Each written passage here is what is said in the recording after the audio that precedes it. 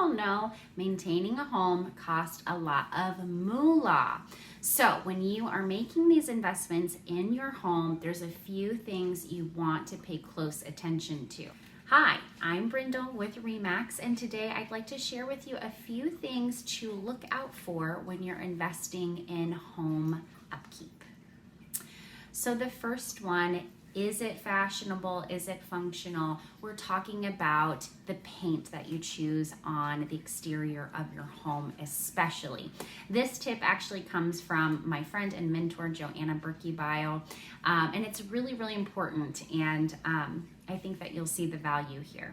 So you pick a beautiful color of paint, you hire a company, and they paint everything, and it looks gorgeous.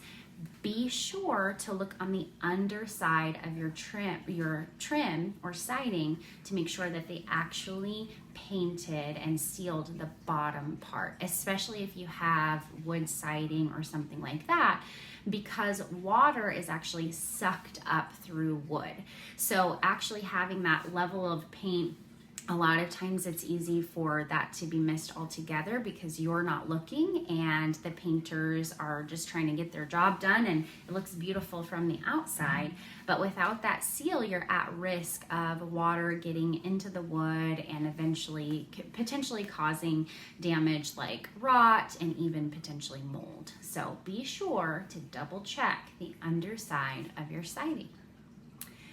Let's talk about roofs. Roofs are really, really expensive, and a lot of people are investing in these 15-year, 30-year roof materials, but it's very, very important to make sure that the original layer of shingles is removed. This is actually something that sometimes people are completely unaware of, that the new layer is being set on top of their old layer, and that cuts the life expectancy of your roof in half. Because you have all of these areas now where water can get in between, and it just causes deterioration at a much, much quicker rate.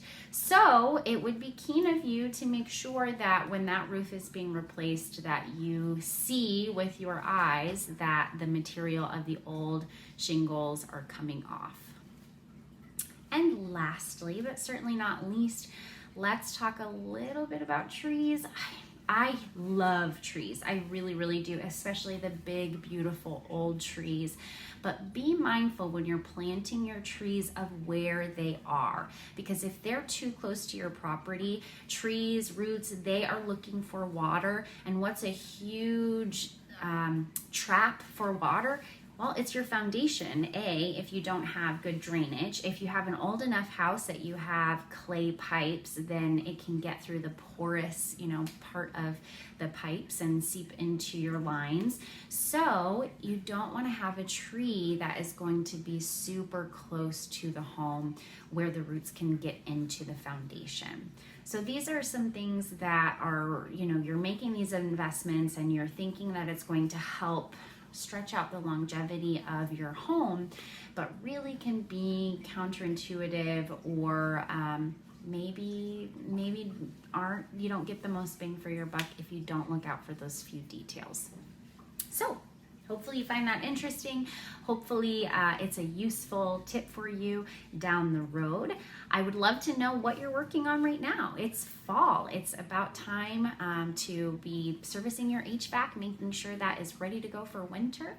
If you need any recommendations, please let me know. Comment below. I would love to connect you with wonderful service providers.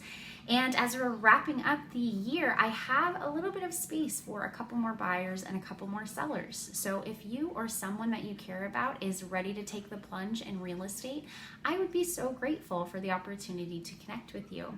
Feel free to call, text, or email me anytime. I always look forward to connecting. Until next time, be well.